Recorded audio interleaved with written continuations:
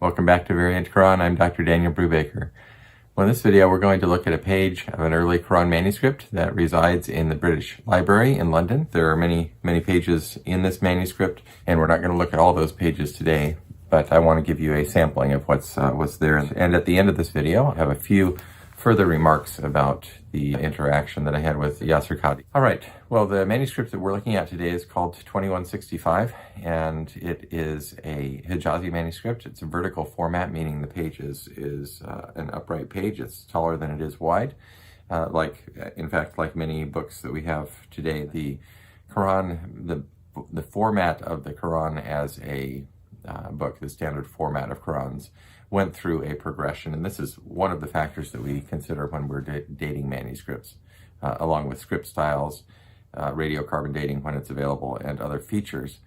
And so the format of the page began in the 7th century generally as a vertical format, taller than it was wide, and it went to a more horizontal format, in other words, wider than it is longer. There are other features of the book that were common, and there are other features of the way that the pages were written regarding margin and ruling and things like that.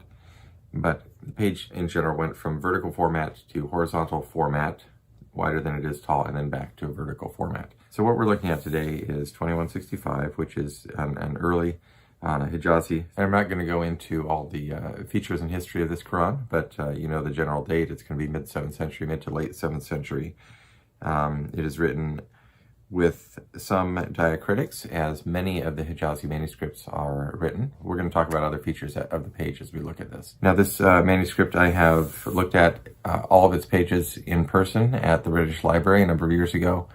And it has also been published in a series of very expensive facsimile editions several years back, which I did not procure because of the prohibitive cost, and I don't know if those are even available. These in multiple volumes. But recently it became available through Irsika in Istanbul, and I showed it to you previously when I acquired it a number of months ago when it came in the mail, and it's this one right here. It's in the British Library, London, there. So that's the Arabic side, and there's that side. It has a Turkish introduction in the edition that I have on the one end, and an Arabic introduction on the other end of it. So, be that as it is. Let's go ahead and jump right in. We're going to spend some time looking at the page, and that's all I'm really going to do today, is walk you through the page. Okay, so here's the page. It is page 7 verso of BL 2165. I want to review with you a few features of the page before we look at specifics. It is, as you can see, a vertical format page, and this is typical of the earlier Hijazi pages, Hijazi manuscript pages. This page has 25 lines on it, which is a little bit on the high side for pages on this format of manuscript, but this page contains a surah transition, and it is the transition between Surah 7 and Surah 8. You can see there at the bottom of the page, I've listed the starting and ending verses of the page and what it contains. It's the transition between Surah Al-Araf and Al-Anfal. You can see that there is a surah heading at the beginning, at the transition there, and it says, the text of the transition is translated there. I translated it for you. It's written in red ink, as is also common in these manuscripts. This manuscript has other features about it. The margins are very minimal, if existent at all, and so also typical of these Hijazi manuscripts is that maximal use of the available space on the page, writing right to the edge. And there are other features about it as well, but we'll talk about a couple more of those in a moment. All right, so let's get into some specifics here. So it's right here toward the middle of the page. There's been an erasure overwritten, and the text that has been written over the top of the erasure is an aleph. It is the initial aleph of innama. It means only, of the beginning of verse 2 of Surah 8. I think that this was probably written here at first, because I don't see what would have made sense prior to that. It is also a place where there would have been a verse divider, and so you can see what the verse dividers look like in this manuscript down here. And there are no verse dividers here. Now, I assume there might have been beneath the erasure. So what motivated this, I'm not quite sure. but clearly something was erased and something was written over the top, which matches the text as it is today. Here's the next one we're going to look at. It's a little bit further down the page, and it is in verse 6. The erasure exists. It looks like it's an erasure of an aleph, and it would be, it's the beginning of the word ka'annama, which means as though, and the verse itself is arguing with you about the truth after it had become clear, as though they were being driven to death while they were seeing. So if we were to look at this verse as it was apparently first written, it would have also made sense if we read that aleph as an interrogative aleph, which I think is reasonable.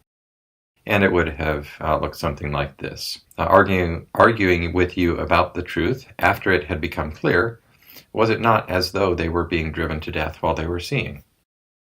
All right, so let's move on to the next one here. And this is up here at the end of chapter 7. This is also an erasure. It looks like an erasure of a small round letter, possibly a wow, but I don't know how that would. I guess it could make sense as a conjunctive wow, as an and.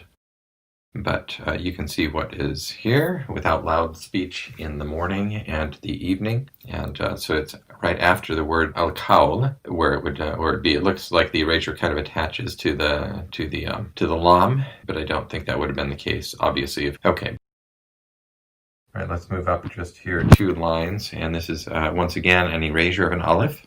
And the text as it stands without what has been erased does match the rasam that is standard. And you can see it is in the kuriya, in the passive sense, is recited. However, if we look at the way that this was first written with the aleph in this manuscript, the verb ikra takes a different form. One of the ways that it could read is, and when I recite the Quran, which is a very interesting formulation. It's certainly not the way that the Rasam reads today, but it would make sense in a different way. In other words, the verse would read, when I recite the Quran, listen to it and remain silent so that you may receive compassion, rather than as it is today when the Quran is recited in a passive sense, listen to it and remain silent.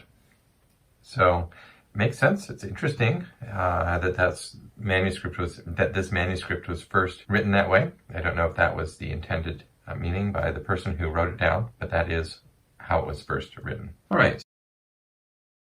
And here's one last one.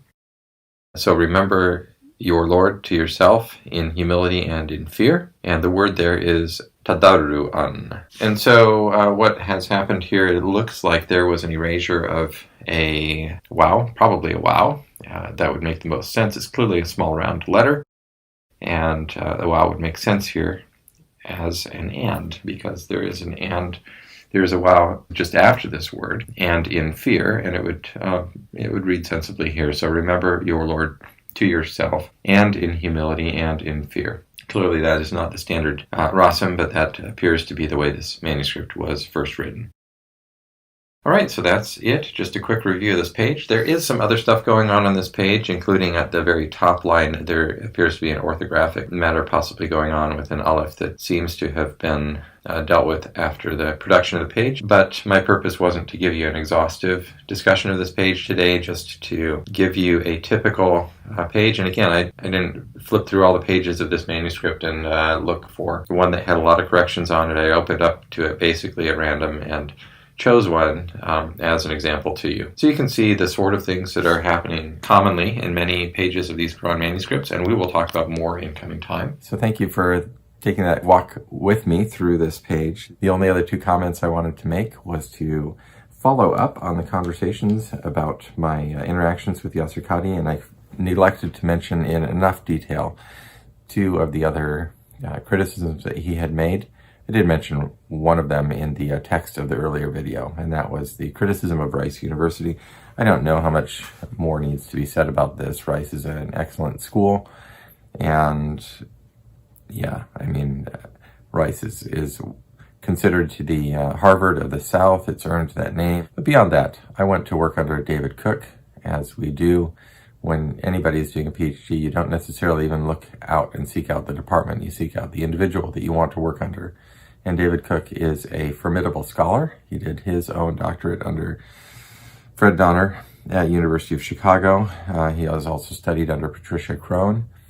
And I don't know what he's worked at Hebrew University in Jerusalem. He knows multiple languages. He's very good with Arabic. In fact, he's translating a very large multi-volume Arabic work right now. I don't know if I can make that knowledge public about what it is that he's doing. I'll leave that to him. But these things to say, I have great respect for him. I had great respect for him when I went there, and that was the reason I went to study at Rice. And so I studied at his feet, as it were. So that's number one. And number two, Yasser Qadi mentioned something about he criticized the studying of 10,000 manuscripts. And if you can find anywhere where I said that I studied 10,000 manuscripts, then I will eat my words, but I have never said that. I have always said, and even in my latest video, I believe, I said that I have looked at 10,000 folios, folia, if you want to be more correct, 10,000 pages of early Quran manuscripts. And it would be ridiculous to say that I had studied 10,000 actual manuscripts.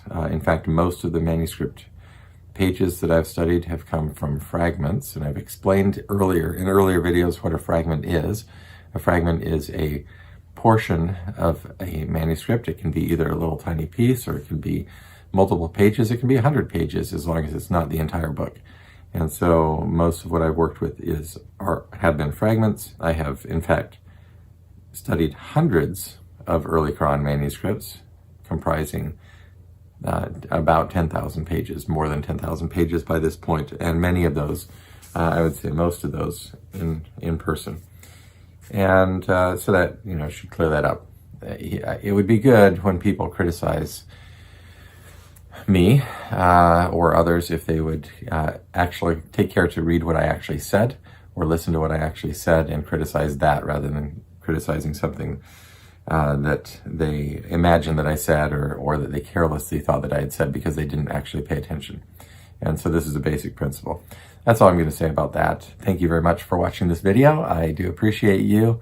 Please like and subscribe, and if you have the ability and inclination, please help support me through the Patreon or other means that are listed in the description box below, as I will also list the link to Irsika if you are interested in knowing about this book. And I thank Irsika for doing their publications. They are useful to myself and others who are doing this kind of work. Thank you very much for being here, and we will talk to you again soon. Bye.